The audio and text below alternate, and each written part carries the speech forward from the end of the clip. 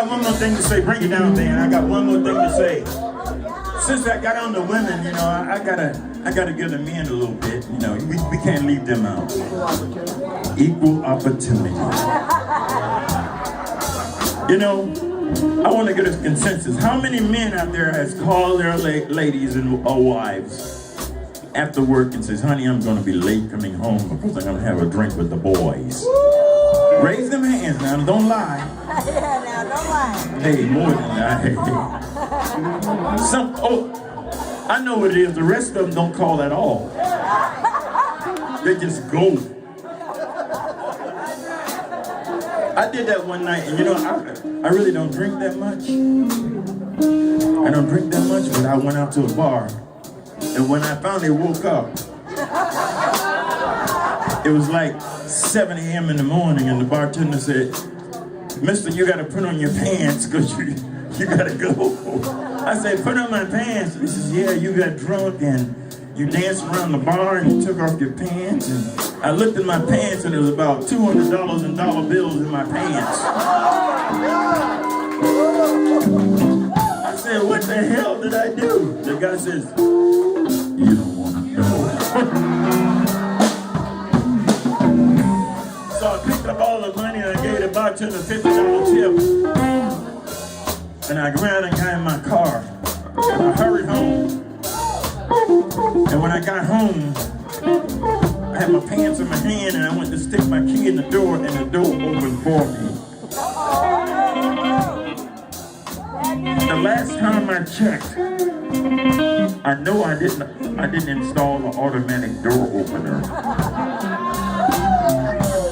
So I know I was in trouble. But you know how they used to do in the cowboy days? When you go in a bar and the bar gets quiet, you take your hat and throw it in first. If your hat gets shot up, you don't go in there. I didn't have no hat, so I threw my pants in first.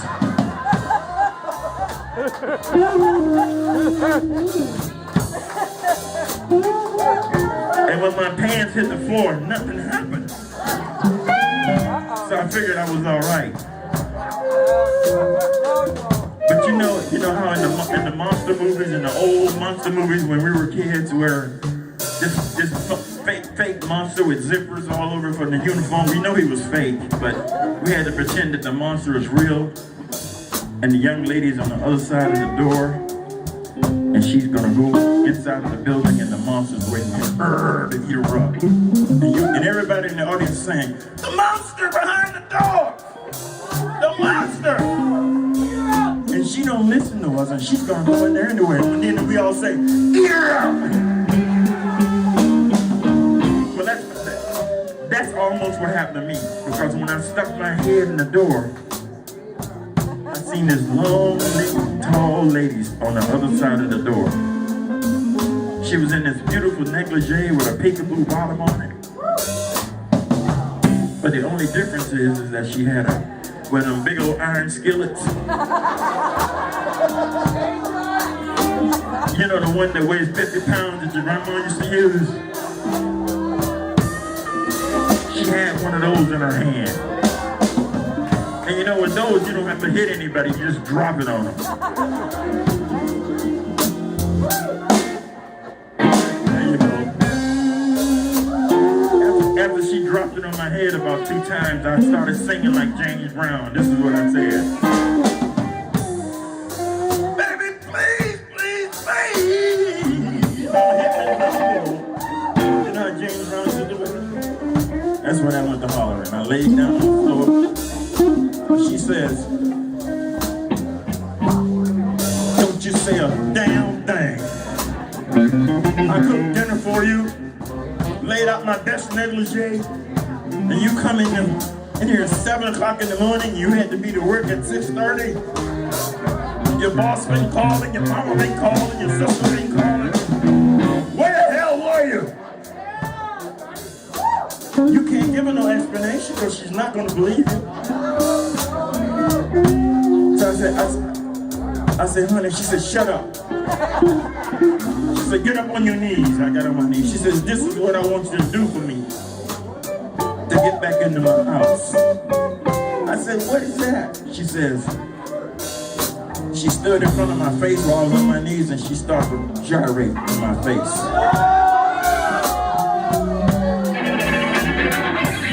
I said to her, what the hell you want me to do with that? She says, I'm gonna revert a little bit. How many people here know what the 69 is?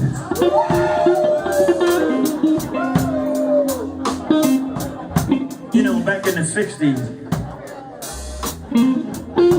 when we were going to school, my Caucasian counterparts used to talk about the 69. You know, black people didn't do too much of that these days.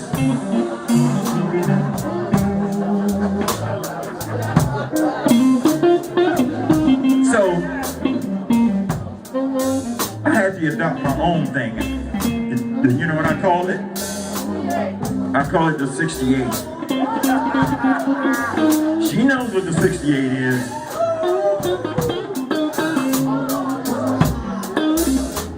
She do me and I owe her one. 68. But other people adopted another one. They call her 88. You know what the 88 is? She ate you and you ate her and y'all don't tell nobody.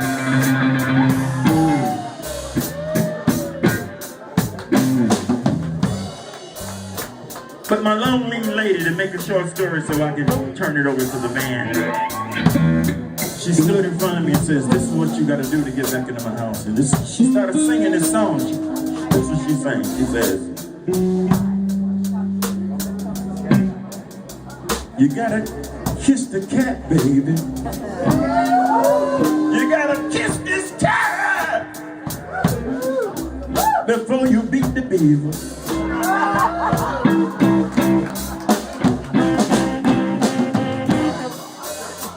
Kiss this cat, pretty baby. She said you gotta kiss this cat before you can beat the beaver.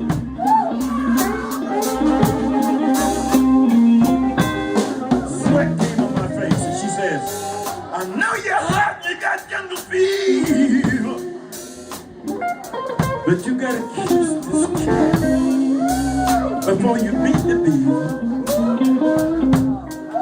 I says, let me see something.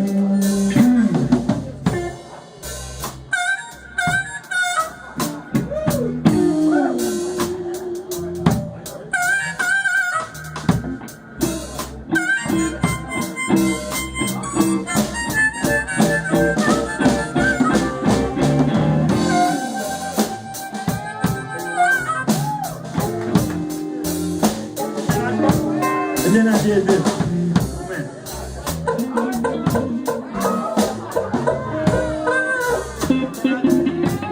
Wait a minute, I got some more. I did this. I went.